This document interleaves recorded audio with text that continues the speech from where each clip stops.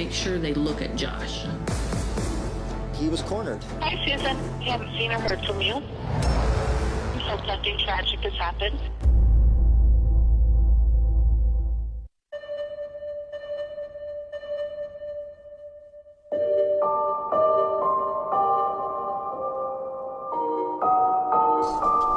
This is Cold. I'm Becky Bruce. I'm one of the digital content producers here on the team at KSL, and this is Dave Cawley, who is the voice of Cold. Hi, Dave. Hey, everybody. How you doing?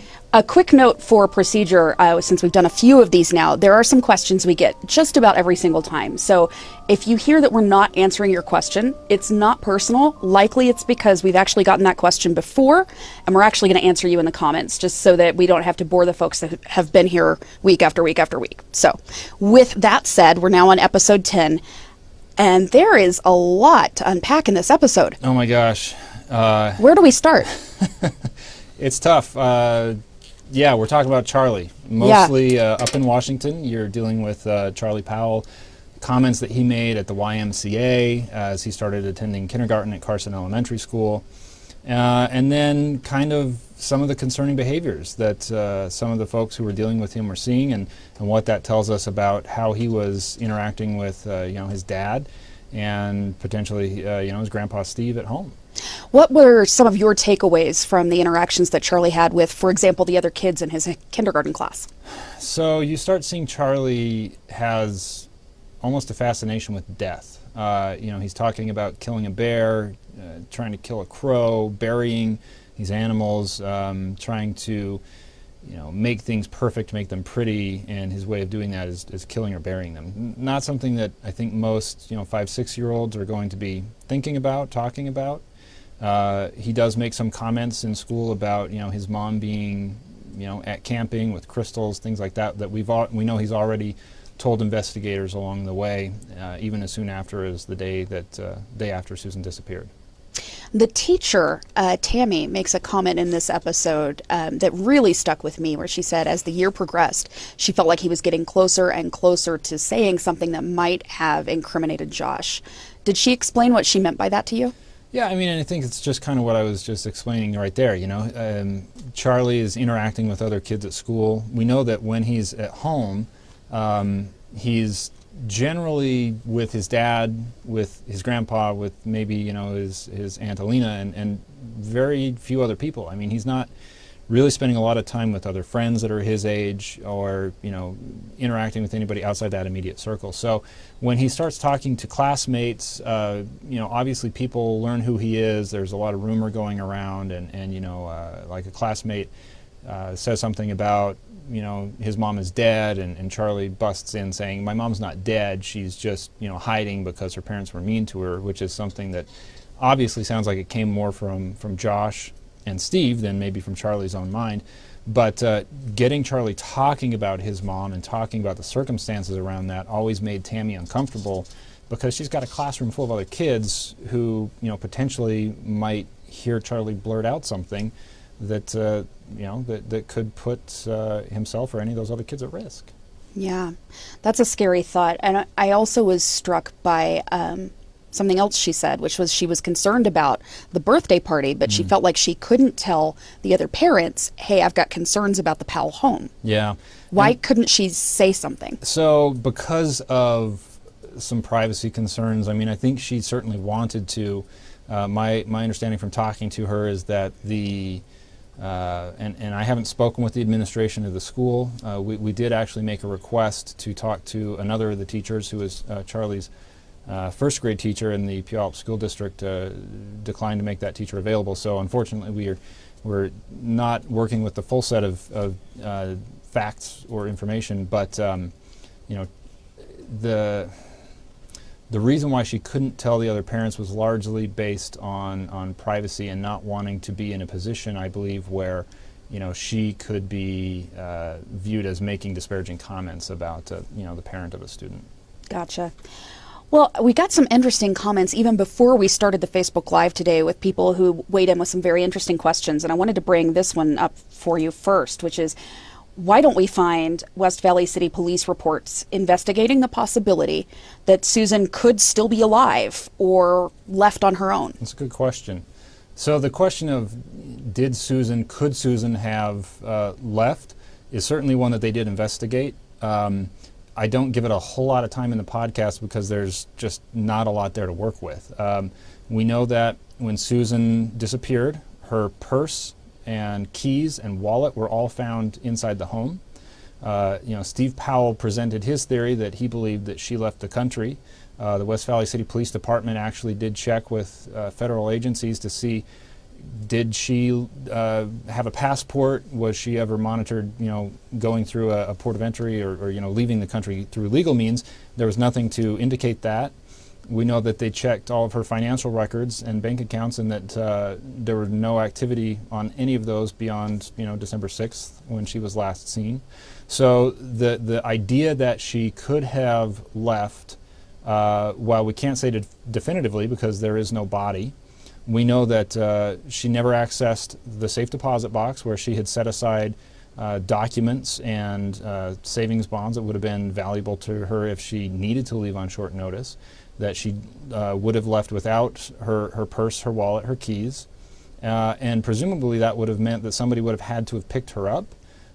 Through all of the people that the West Valley City Police Department spoke to, including all of her Facebook friends, everybody in her neighborhood, coworkers, they never found anybody that they had reason to believe would have picked up or sheltered or facilitated Susan leaving on her own. So the facts that we have don't support that theory, and that's why you don't hear it a lot in the podcast. Okay. Jumping kind of around in our timeline a little bit here. The tree roll that Josh picked up, we know they never found the roll, or at least there's no evidence of it in the data. Did they ever find evidence of a repaired tree? It's a good question. I don't have photos of the yard that the police took at the time to be able to look at and say, here are all their trees, were any of them wrapped? It's entirely possible that Josh did use that tree wrap on a tree in his yard, and we just don't know about it. Enough time has elapsed that that tree wrap would have disintegrated a long, long time ago, and we would no longer, be able to go to the house now and check and see. The reason I mention it in the podcast is because his behavior when he bought it seemed strange to the people he bought it from. And, 50 feet long, 3 inches wide, what could he possibly have used something like that for? I mean, your imagination can go places with that. But I certainly do find it interesting that in all the photos we have that the police took in the house during their search warrants in December of 2009, I don't see it anywhere. So is that an odd time of year to have bought that? Yeah, it's very strange, right? I mean, this is something that you would maybe in the spring as your trees or bushes were growing out and you wanted to shape them or keep them a little contained, you would go and wrap that, or you would wrap it around, say, the trunk of a tree to protect it from like a weed eater or something like that. Buying this in November, late November in Utah when everything's cold, growing is dormant, it doesn't make a lot of sense. Gotcha. Why do you think nobody was ever arrested in this case? That's a complex question. Well, somebody was arrested. Steve Powell was arrested for voyeurism and possession of child pornography. The case is not directly related to Susan, but using information that was gained through the investigation. Search warrant up at the house in August of 2011. As to why Josh was not ever arrested, I can't speak on behalf of the West Valley City Police Department or the Salt Lake County District Attorney or the federal agencies and prosecutors that were potentially in a position to charge on elements related to this case. But knowing what I know about the evidence that they had, I believe that it would have been a very difficult prosecution. There's good reason to believe that they were preparing to make an arrest when Josh killed himself and his boys, not right away, but within a few months. And I think even at that point, it would have been a tough thing to go in front of a jury without a body, without strong forensic or physical evidence, and present a case of murder, because a defense attorney could have very easily pointed a finger at Steve Powell. He could have raised questions about some of the holes, basically, that existed in the police case. Yeah, I get a question a lot when people find out that I work with you about, well, haven't there been other cases prosecuted with no body? And my point to them usually is, well, yes, but usually those cases have something else, more blood, yeah, or evidence of how somebody was killed. So ask yourself this. If you believe that Susan died on December 6th or December 7th, how did she die? Now, you might have an idea. Was she poisoned? Could be. Was she left somewhere in the middle of the desert to freeze to death? Could be. Was she pushed down a mine shaft? Maybe. Was there an act of violence that happened in the house? Possibly. You have to be able to put a scenario out there in front of a jury that will take them beyond that reasonable doubt. And I think it would have been extremely difficult to say, we believe Susan was murdered, but we can't tell you how, or where, or with what, what was the weapon. So could you make a circumstantial case? Yes, you could, but it was by no means a slam dunk. What's been done to interview Alina, Josh's youngest sister? In terms of our investigation, Alina, as far as we are aware, has maintained a very low profile since, especially since her father's conviction and being sent to prison for those crimes that I mentioned earlier. We have attempted a couple of times to find good contact information for Alina. That's a process that is ongoing. And we would love the opportunity to speak with Alina if she would be willing to do that. And if Alina is out there and is listening, please get in touch, because we would like to speak with you and would treat you with the respect that we would treat anybody that we would interview. That being said, with the police investigation, there were numerous interactions between Alina and the Pierce County Sheriff's Office in Washington and detectives from West Valley.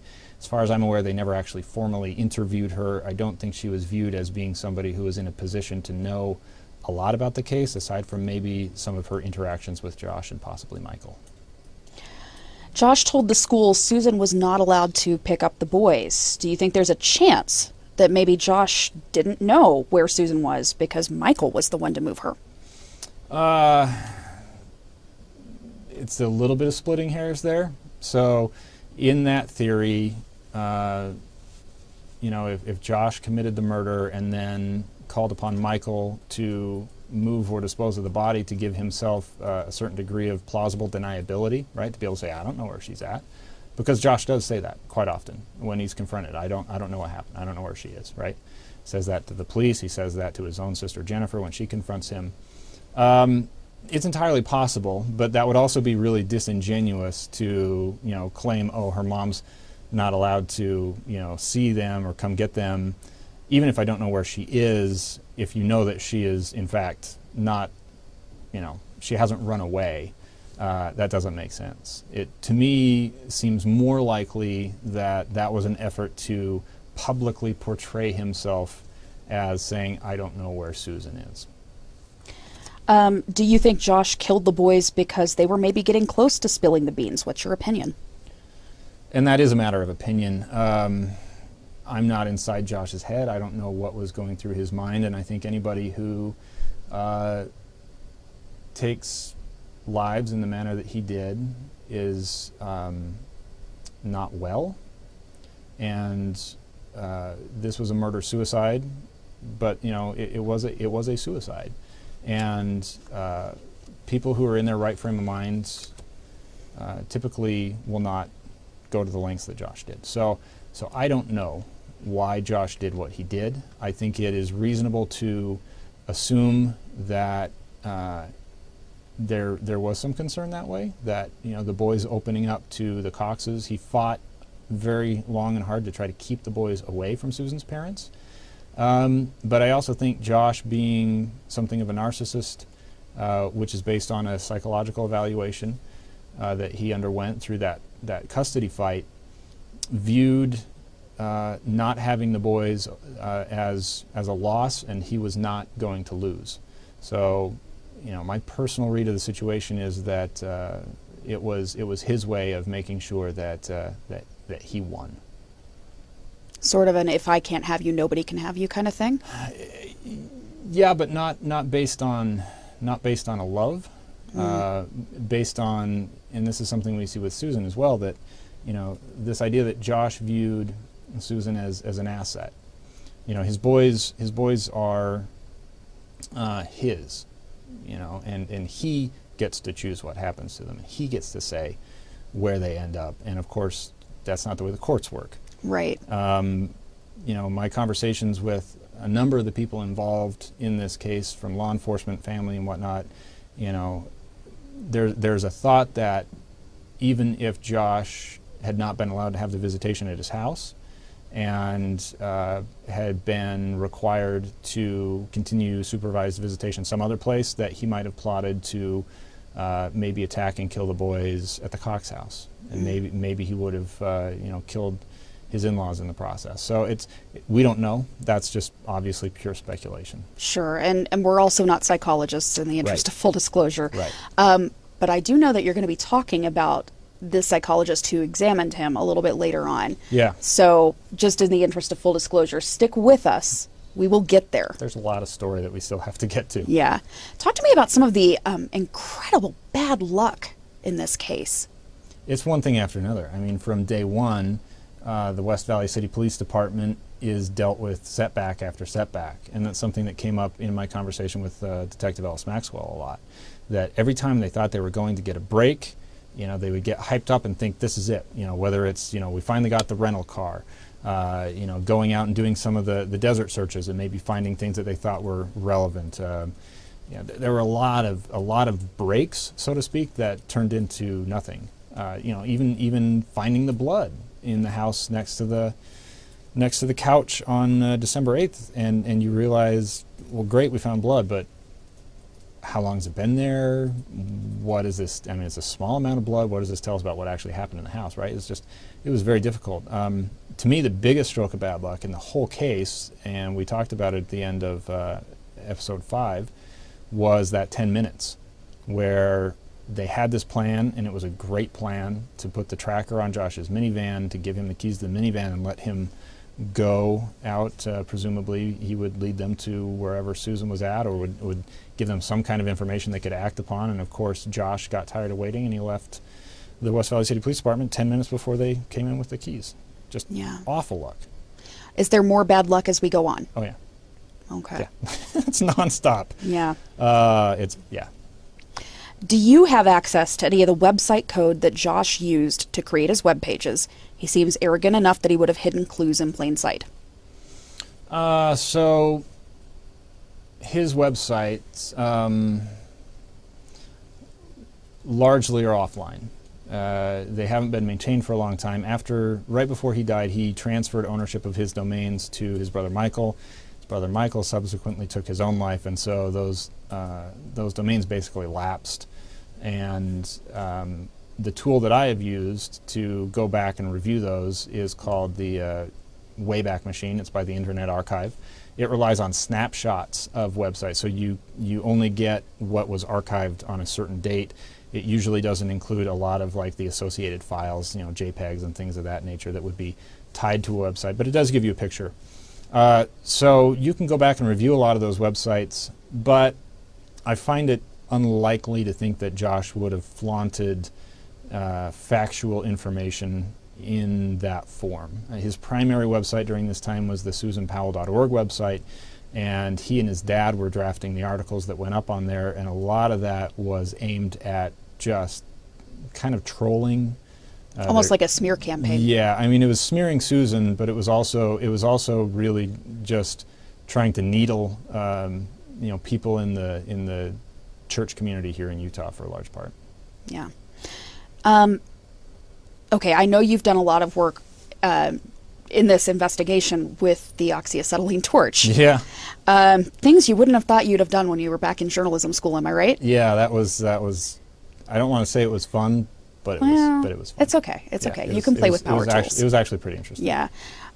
So one person is asking us whether we think that he used the torch to cremate or get rid of Susan's body. Yeah, I've heard this a couple times, and it's a good question. I probably should have done a better job of spelling it out in the podcast.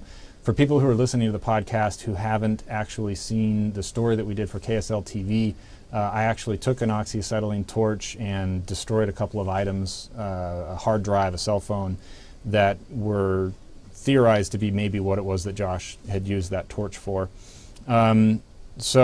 And then the other question we get is, where did that drywall come from? Did he rip it off the walls? So the drywall came from the basement of the house, which was in the process of being finished. Josh had stacks of the drywall, took a sheet and probably broke it into 4 pieces or so and used that in the garage. We have pictures that show the torch was in the house on the 7th when Josh was not yet back from the Pony Express trail. So he didn't take that with him to the desert. It was at the house. It's still in the house on the 8th when the police are serving their warrant when Josh disappears with the rental car. So as far as we're aware, the torch never leaves the house. Knowing that, using the torch to cremate a body, especially like in the garage, would have made a huge mess. And I know that's an indelicate way of saying it. We don't need to get graphic. It's okay. But you would have left forensic evidence had you done that. And you would have still had to dispose of things like bones and things that would be very... Plus, the torch has a limited amount of fuel. And if you're dealing with a person, that's a lot of mass. And when you burn that, that's going to convert into smoke and ash. So where does that all go? That has to go somewhere. There's no indication that was what happened with the torch. So we did have, though, the mystery object that was in the van that we think he did destroy with the torch. Yeah. Since you did your experiment with the torch for KSL TV, have you come across any more information that would lead you to think what that might have been? Yeah, I still tend to think it was probably a power tool. Some people have given some interesting thoughts. Could it have been, a hatchet like we know he used when he killed his sons? Maybe. Just based on the shape, the size, and the composition of the metal, though, I'm more likely to believe that it was some kind of an electric power tool, a drill or a small saw or something like that. The question now from Laramie White, who wants to know, has the Cox family had any input, positive or negative, about the podcast? My contact with the family has been a little limited since we released. Obviously, you hear the voice of Chuck Cox in the podcast. He and I spoke a couple of times. I understand that some members of the family are listening to the podcast. I'm trying to treat it delicately in that I know this is a difficult topic for them. And if there's reason to reach out to them to seek information or clarify questions, I've done that and will continue to do that. But I don't have a direct line to call them after every episode and say, hey, what did you think? My personal hope, is that it's providing some answers for them, and that it's proving to be useful in terms of letting them understand why certain things happened the way they did in the broader context. But ultimately, that's their call, whether or not they do that. Were they supportive on the front end as you were sort of getting ready to put this together? I don't know that I would say supportive. I'd say they were willing to speak, which is not a small thing. Spending a day or 2 days with me digging through the really difficult emotional trauma of something like this cannot be an enjoyable experience, and so I'm very grateful that Chuck was willing to do that. I've not talked to Susan's sisters, but certainly in the same vein, I hope that it's helpful for them. Our friend Betsy Conlon wants to know, why would Susan willingly sing on a track with the father-in-law that she despised so much? Great question. And again, this is something that I should have done a better job of explaining in the episode of the podcast. Put yourself in Susan's shoes. It's the summer of 2008. You are traveling from your house in Utah up to Washington for your sister's wedding reception. And, a lot of people are coming together from the Cox family. Usually when you've traveled back to Washington after moving to Utah, you've stayed, with the Coxes. But full house, and Josh wants to stay with his dad, so Susan's, she basically agrees, okay, we'll stay at the Powell house. We're not going to be there a lot because we're doing all this stuff with the wedding and whatnot. So she's staying at Steve Powell's house, And Steve Powell comes to her, and it's late in the evening, and is asking her to sing on these tracks. My read of the situation, based on the way she described it, is that she was not wanting to pick a fight here. I mean, so keeping the peace in a sense, choosing her battles. I mean, this is a very contentious marriage, and they're fighting a lot. And I'm sure there were a lot of places where Susan just went, it's not worth it. She didn't know at that point that the songs were about her, and she wasn't a bad singer, and so I think she was willing to do something nice for her husband and for Steve to keep the peace. Sure. You said she's not a bad singer. Honestly, we've gotten a lot of feedback from people who've heard her voice in that little snippet on one of the most recent episodes, and they've said, wow, she really had a beautiful voice. She sang in the church choir. She liked singing. She, in some of her email correspondence, talked about, and she shared some of these recordings with people because I think she was a little proud of how she did singing. At the same time, she was usually pretty quick to kind of make fun of Steve's voice. Steve's got this warble in his voice. Yes, he does. That is very distinctive. I think she found to be somewhat comical, maybe. Yeah. Well, and that's the second thing that we hear a lot of is, if I never hear Steve Powell's voice again, that would be too soon. How do you feel about that? Sorry, everybody. We're not done with Steve or his songs. But you have to acknowledge those songs because of what they are and what they say about his relationship with Susan.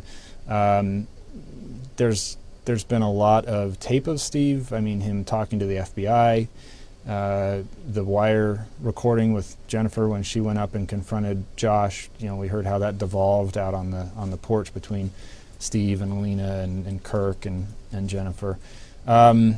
But Steve is also very soon going to find himself in some pretty big trouble. So once that happens, we don't hear quite as much from Steve Powell.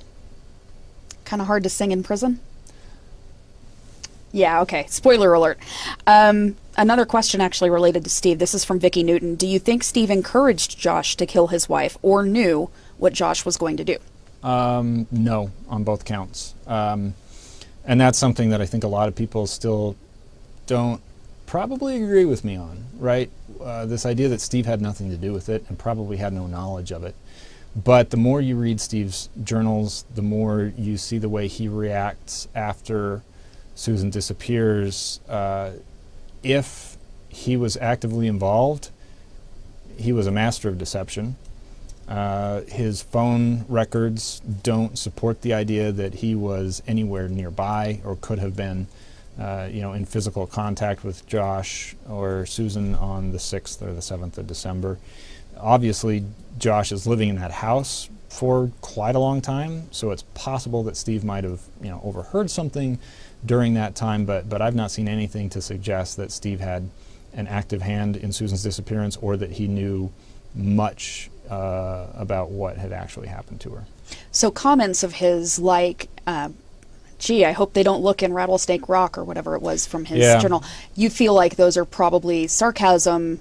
Well, so that's the Rattlesnake Rock comment was a conversation that Steve overheard between Josh and Michael, and he pitched in on, right? So Josh and Michael are seeing this plan for a big public search around Simpson Springs in early 2010.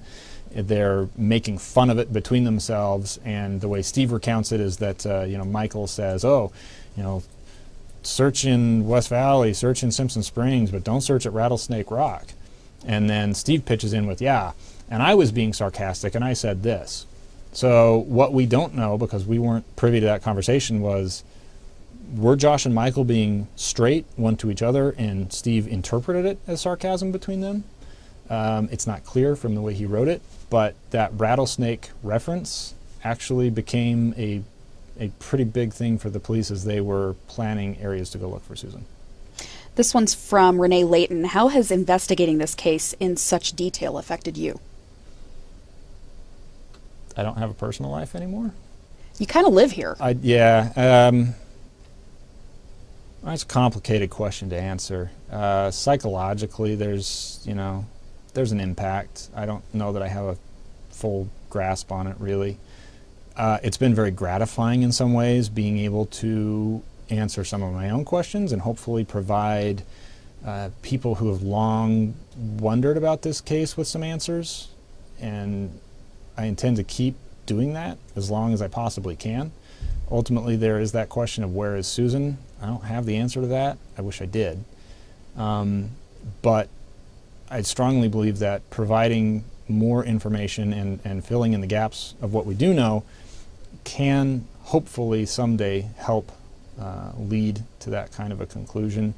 For my own self, I mean, I've never covered a case that became so deeply ingrained in my psyche. And I think after this podcast is done, it's going to be probably living with me for a long time. Rick Hardman wanted to know, did Josh kill Susan to keep his dad away from Susan? I don't think so. I mean, it's possible. Again, I don't know what was in Josh's mind, but from all the available evidence we have, I think there's a strong case that you could make that he had motive and opportunity that had nothing to do with Steve Powell.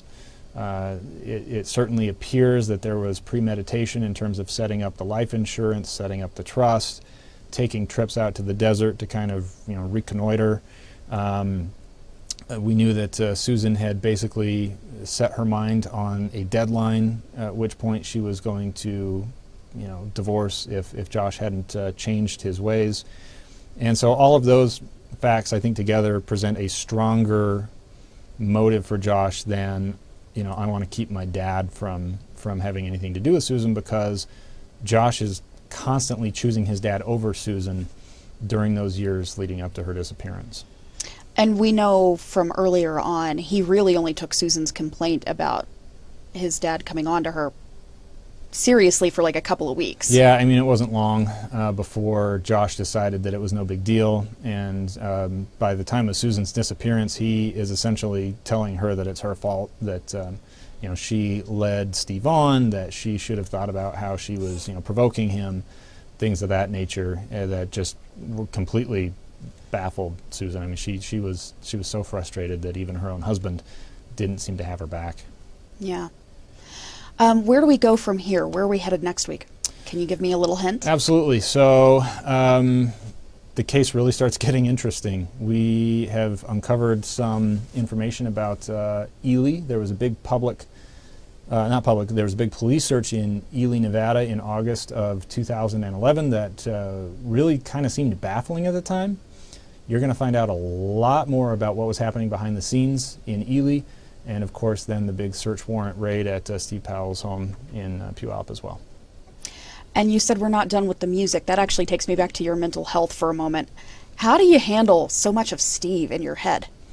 Yeah, I mean, Steve in some ways is almost farcical with some of what he was, thinking and writing at the time to me. So it doesn't bog me down. I mean, I've read things that he wrote that I find to be personally disgusting. I've seen things that he's recorded that I think are very distasteful, and I don't dwell on that stuff. I mean, we have to present it to let an audience understand how he was interacting with law enforcement, the way he thought about what was going on with Susan, why the investigation focused on him to a degree. But we also really don't want to dwell too much in that space in the podcast, and I don't in my own head either. All right. I think that about covers everything we wanted to hit this time around. Is there anything you'd like to add? No, thanks everybody for your messages. I mean, I'm enjoying all the Instagram stories that people are posting. We do watch those, so we do. Tag us. We love interacting with people. Emails, I'm doing my best to respond to all of our messages on social media as well, with your help, of course. So If we didn't get right back to you with a question or something like that, please be patient. Or if you feel like it's urgent, if it's information related maybe to Susan's disappearance, please contact the West Valley City Police Department with that information. And of course, the one point we always want to make with any discussion about this case is that domestic abuse is a scourge in our society that we want to shine a light on.